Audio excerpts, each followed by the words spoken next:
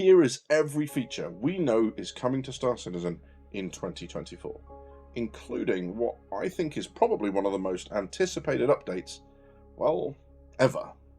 And I'm not going to make you wait until the end of the video to tell you what that is. Now, if you're willing to give them the benefit of the doubt, then CIG have more features planned for next year than at any other point in the game's development.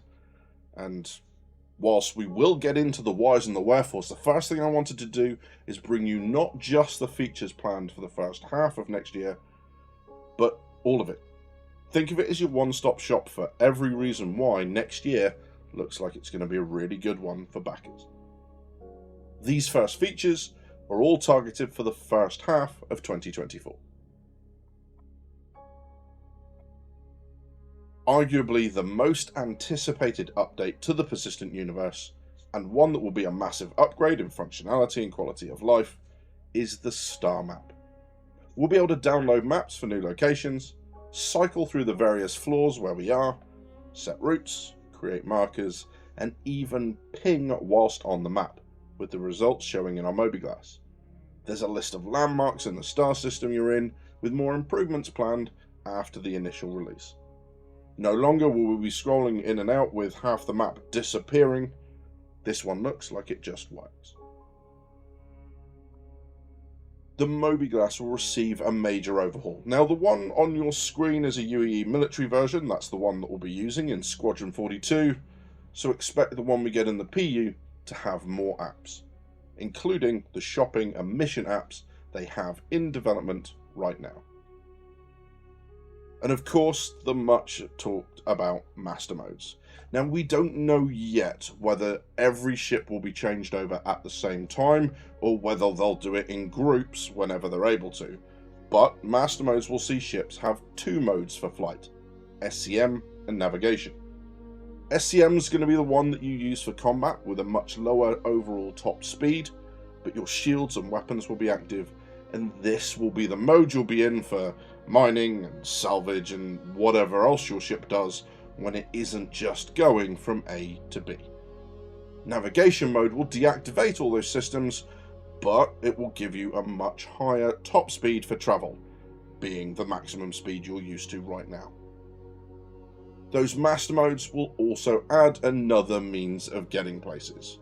Right now we've just got normal flight, which uses your hydrogen fuel, and quantum travel. When this update hits, we'll get a third, called quantum boosting.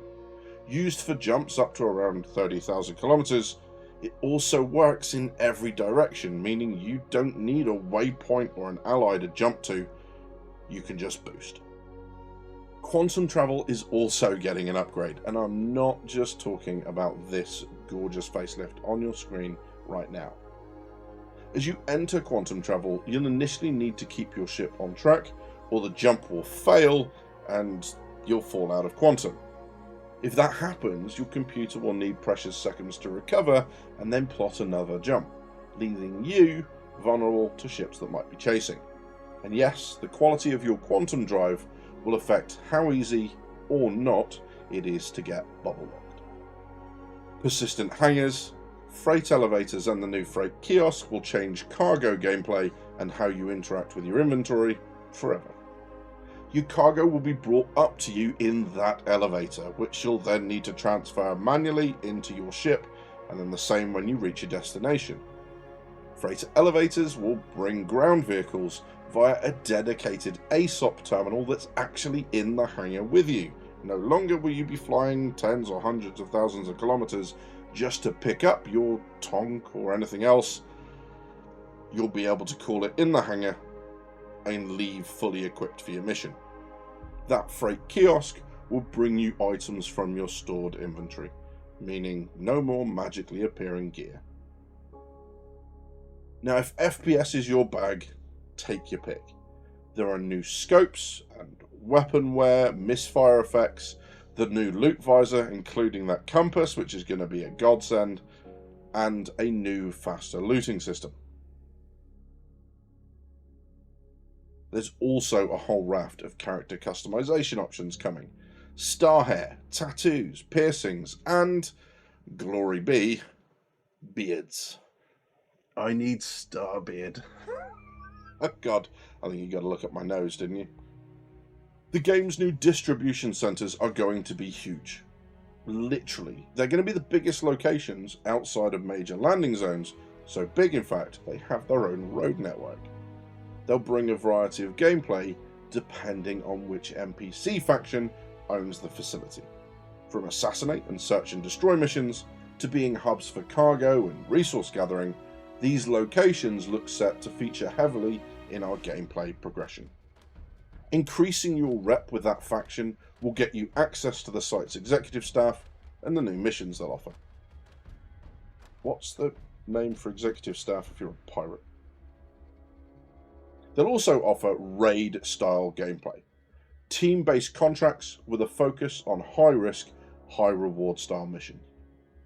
And if you're thinking, hey, these look remarkably like the underground facility videos they'd shown a little while ago, well, you're not wrong. Subterranean parts of these facilities will be added later, read probably not in 2024. In other words, it seems like the intent for these gameplay at these locations has changed and expanded somewhat since we first saw them. You'll know EVA has been problematic for as long as we've been able to get out of our ships in space. It's always been a far cry from what has been shown numerous times by CIG. Well, no more. Not only will entering EVA be less disorienting, you'll also be much less likely to faceplant when you re-enter your ship. Surely, with this many features, I've just forgotten to tell you that I'm actually covering the second half of 2024. That's not true. Not even slightly. I haven't finished with the first half yet. We've still got to talk 4.0 and what ships are going to be coming. But we'll do that in a moment. The first thing that I want to do is I want to show you everything else that's slated for 2024. And it's so good, you don't need me talking over the top of it. So we'll chat after.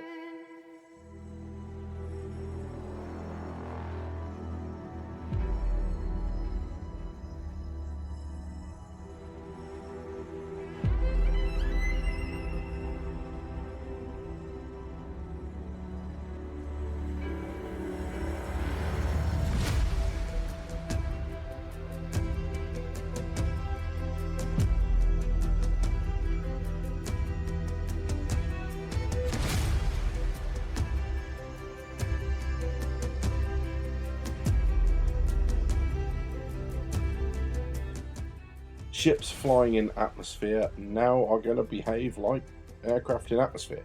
You're going to have to bank and pull up to turn. You can stall. Your control surfaces actually work. And, well, if you spend too long hovering, your thrusters aren't going to like it and you'll drop out of the sky. No more big ships just hanging there indefinitely. That is a good thing.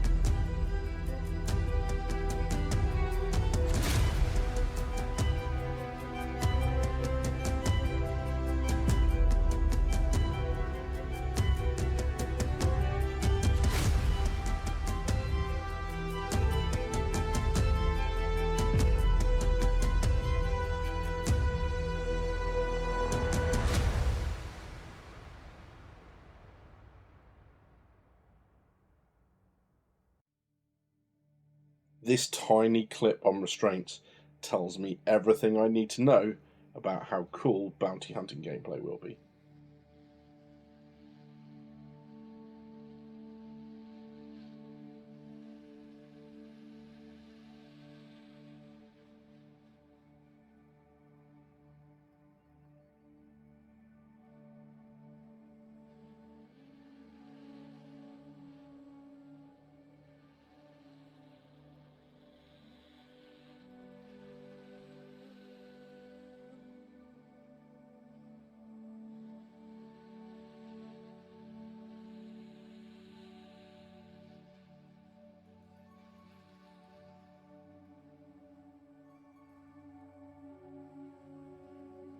We know that resource management is going to happen for Arena Commander in 2024, not quite so sure about the PU.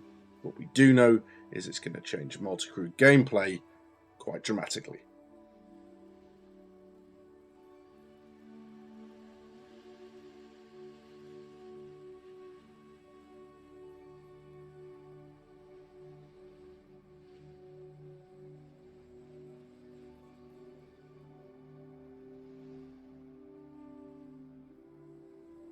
I'm really interested to see what they do about fire. As an ex-Navy firefighter, I happen to know a little about fires in airtight spaces, so it'll be interesting to see how far they go, and you can absolutely count that I'll be doing a video using my veteran's perspective on how this could be played in game.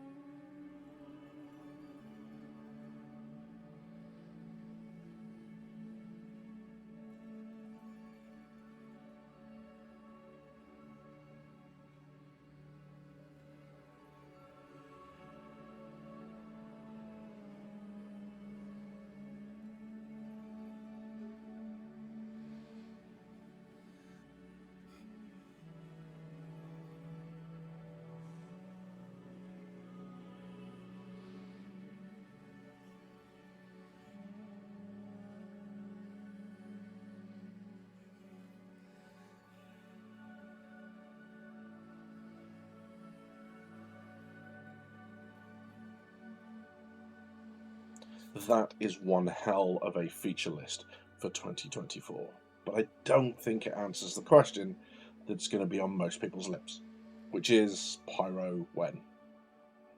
Everyone wants to know when Star Citizen 4.0 will drop, and they've given us a target date for that too. That's summer of next year. And of course, that's not a promise. It's subject to slippage, and if we're being honest with ourselves, that's likely to happen. But that doesn't mean that we won't have access to Pyro. They're going to allow us to test it through the EPTU and preview channels.